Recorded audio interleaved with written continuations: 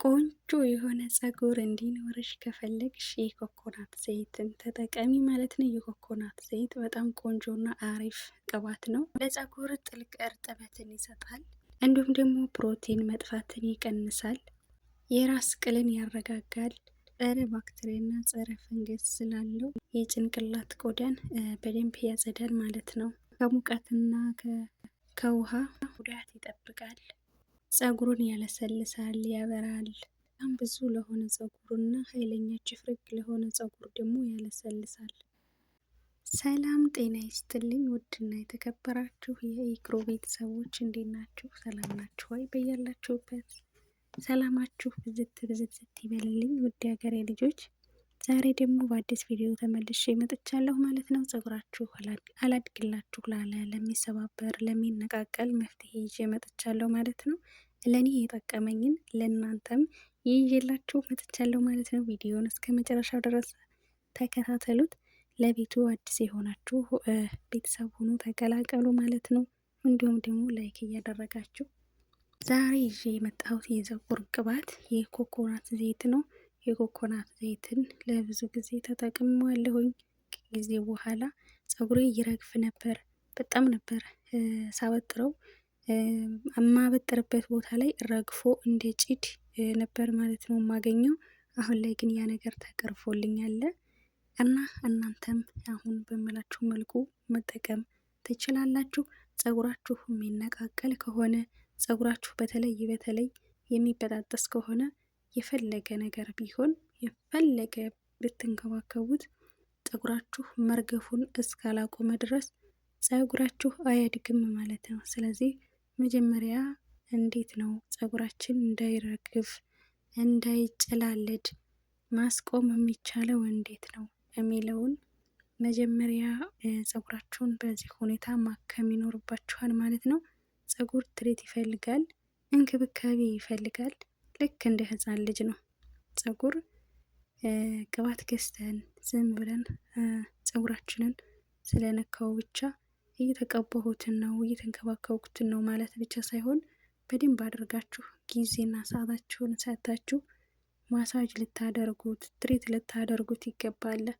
ቅባት መቀባት ብቻ መፍትሄ አይደለም ማለት ነው። ስለዚህ እንደምታዩት እኔ እዚህ ጋር የኮኮናት ዘይት አዘጋጅቻለሁኝ። እንዲሁም ደግሞ የወይራ ዘይትም አለኝ። እንዲሁም ደግሞ ሌላ ዘይት እናንተ የፈለጋችሁትን ዘይት ማድረግ ትችላላችሁ። የኮኮናት ዘይቱን ሽታውን እንዲወስድላችሁ ማለት ነው። ሽታ ያለው ቅባት ሌላ መጠቀም ትችላላችሁ። እኔ ተጠቅሜ ያለሁኝ የወይራ ዘይትን እንዲሁም ደግሞ የኮኮናት ዘይት ተጠቅሜ ሌላ ሽታ ያለውም ዘይት ተጠቅሜ ሶስቱን በአንድ ነው። ስለዚህ አሁን እዚህ ጋር አንዳንድ ግብአቶች እያደረኩበት ነው። ቁርንፍድ እንዲሁም ደግሞ ምስማር፣ ጥቁር አዝሙድ አድርጌ እንደዚህ ዘፍዝፌ ለተወሰነ ሰዓት ሳይሆን ለቀናት ማለት ነው። ለቀናት ትንሽ ሞቀ ውሃ ላይ በመጥበሻ ውሃ አድርጌ እሳት ላይ አደርገዋለሁ ማለት ነው። እዛ መጥበሻው ውሃ ላይ ድስቱን አስቀምጠዋለሁ ማለት ነው። ትንሽ ለብ ብሎ ከዛ ትንሽ ለብ ካለልኝ በኋላ አውጥቼ አስቀምጠዋለሁ ማለት ነው። ሰው የማይደርስበት ቦታ ሰው እንዳይደፋብኝ እንደዚህ አድርጌ ለተወሰነ ቀን እንደዚህ ተዘፍዝፎ ይቆያል ማለት ነው። ጥቁር አዝሙድ እና ቁርንፍድ ያለበት። ስለዚህ እንደዚህ አድርጌ እኔ ፀጉሬን ለብዙ ጊዜ እየተጠቀምኩ ነው ያለሁት። ለፈለው ውሃ እንደዚህ ሲቆይ አረፋ ነገር ያመጣል። አረፋው እስከሚጠፋ ድረስ እናንተ ዝም በሉት። ምክንያቱም ከስር ውሃው ላይ አይደል ያደረጋችሁት፣ እሳቱ ለስለስ ያለ ስለሆነ እንፋሎቱ ወይም የውሃው ሙቀት ነው እንጂ የሚያገኘው እሳት አያገኘውም ማለት ነው። ስለዚህ እናንተም እንደዛ አድርጋችሁ ተጠቀሙ። ሌላው ፀጉራችሁ ለሚነቃቀልባችሁ፣ ፀጉራችሁ ለሚበጣጠስባችሁ ትልቅ መፍትሄው እኔ ለውጥ ያገኘሁበትን ነው የምነግራችሁ። ኦሎቬራ ቫዝሊን ነው። ቫዝሊን በነገራችን ላይ ለፀጉር ትልቅ ኃይል ፓወር አለው። ለእጅ ለእግር ወይም ደግሞ ለፊት ብቻ አይደለም። ብዙ ሰው አሁን ለእጁ ለፊቱ ለእግሩ ይጠቀመዋል። እኔ ግን በዋነኝነት የምጠቀመው ለፀጉሬና ለፀጉሬ ብቻ ነው ማለት ነው። በፊት ፀጉሬ በጣም ነበር የሚነቃቀለው። መነቃቀል ብቻ ሳይሆን በጣም ነበረ ቡል እያለ እንትን ሳበጥረው ረግፎ የማገኘው ማለት ነው። እና እንደዛ የሚረግፍ ከሆነ የፈለገ ነገር ብትንከባከቡት መቼም ፀጉራችሁ ካለበት ከፍ አይልም፣ እንደውም ዝቅ ነው የሚለው ማለት ነው። ስለዚህ የኦሎቬራ ቫዝሊን ልትጠቀሙ ይገባል ማለት ነው። ከታጠባችሁ ልትታጠቡ ስትሉ የምትጠቀሙትን ቅባት በደንብ አድርጋችሁ ትቀባላችሁ። ስትቀቡ ደግሞ ቅላችን ላይ አይደለም ዘይቱን ማርከፍከፍ ያለብን፣ ዛላው ነው ቅባት የሚያስፈልገው ማለት ነው። ዛላውን በደንብ ቅባት ልናስነካው፣ እንዲሁም ደግሞ ትሪት ልናደርገው፣ እንደ ማሳጅ ልናደርገው ይገባል። ቀባ ቀባ ብለን ከዛን ወዲያው እስር ማድረግ የለብንም ማለት ነው። እና እንደዛ አድርጋችሁ እናንተ ሞክሩት። እንደዚህ ያዘጋጀሁትን ዘይት ተቀብቼ ለ3 ሰዓት ወይም ደግሞ ለ4 ሰዓት ተቀብቼ ካቆየሁት በኋላ ቀጥታ እታጠበዋለሁ ማለት ነው። በደንብ አድርጌ ከታጠብኩ በኋላ ምን መሰላችሁ የማደርገው? ከታጠብኩ በኋላ ከጎን አንድ ብቻ ነው የምሰራው፣ ጫፉን ብቻ ማለት ነው። ግን ቅባት አልቀባውም፣ ቅሉን ቅባት አልቀባውም። ቫዝሊን ግን ትንሽ በእጄ ሰበቅ አድርጌ ቫዝሊኑን የፀጉሬን ጫፍ እቀባዋለሁኝ። ከዛን አበጥረዋለሁኝ። ከዛ በጎን አንድ ጫፉን ልክ እንደ ቁጥርጥር ማለት ነው፣ አንድ ብቻ ከጎን አንድ ሁለት ማለት ነው እሰራዋለሁ። በሁለት ቀኑ ስፈታው የሚያምርዬ ፍትፍት የሆነ ፀጉር ሆኖ አገኘዋለሁ ማለት ነው። ሴራሚክ ፈልጌ ፀጉሬ ሳበጥረው ተሰባብሮ ይወጣል ወይስ አይወጣም ብዬ በደንብ እንዲታየኝ ማለት ነው ሴራሚክ ቦታ ላይ ሂጅ ፀጉሬን አበጥረዋለሁ።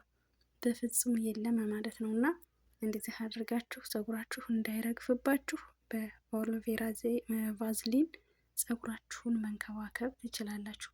ሌላ ቅባት ፀጉራችሁ ከታጠባችሁ በኋላ ቅባት ቅላችሁ ላይ ማድረግ አይጠበቅባችሁ። ምክንያቱም ይመስለኛል ይሄ ቅላችን የሆነ ዘይት ነገር ይፈጥራል ይመስለኛል። እኔ እንደዛ ነው የተገነዘብኩት ማለት ነው። እና 8 ወር 9 ወር ላይ ሆነን አሁን እኔ እንደዚህ ማድረግ ከጀመርኩ ልታጠብ ስል ብቻ ነው ከነ ቅሌም ከነ ፀጉሬም ሙሉውን ቅባት ዘይቱን የምቀባው ማለት ነው እንጂ አለዛ እስከ 4 ቀን እና 5 ቀን ድረስ ፀጉሬን ማበጥር ከሆነ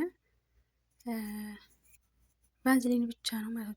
ጫፏን ሳላበዛ፣ ካበዛችሁት ደግሞ ጥሩ አይደለም። አንደኛው ወደ ቆዳችሁ ይሄዳል። ወደ ቆዳችን ተሄደ ደግሞ ቆዳችን ያኔ ምንድን ነው የሚባለው የፎረፎር ሁላ ሊያመጣ ይችላል። እንደዛ እንዳይሆን ወደ ቆዳችን እንዲሄድ ሳናደርግ ለዛላው ብቻ ዛላውን ብቻ ነው እንትን ማለት የሚኖርብና ነፃነት ልንሰጠው ይገባል። ፀጉራችንን ትሬት ልናደርገው ይገባል። እንዴት ነው እስኪ አሁን እናንተ የሆነ ለትንሽ ደቂቃ ይሄ ወይ አፋችሁን ወይ አፍንጫችሁን እስኪ ተያዙ። ነፃነት ይሰማችኋል? ነፃነት አይሰማችሁም፣ ታፍናችኋል። ሰው ፀጉራችንም ነፃነት ይፈልጋል። አንደኛ ስናስይዘው በቃ ጠብቅ አድርገን ማስያዝ የለብንም። ስንሰራውም ደግሞ ጥብቅ ያለ ስሪት መሰራት የለብንም። ነፃነት ልንሰጠው ይገባል። ማሳጅ እሱም ይፈልጋል እና ፀጉር ልክ እንደ ህፃን ልጅ ነው። ከተንከባከባችሁት፣ ነፃነት ከሰጣችሁት፣ በደንብ ትሪት የምታደርጉት ከሆነ ያድጋል።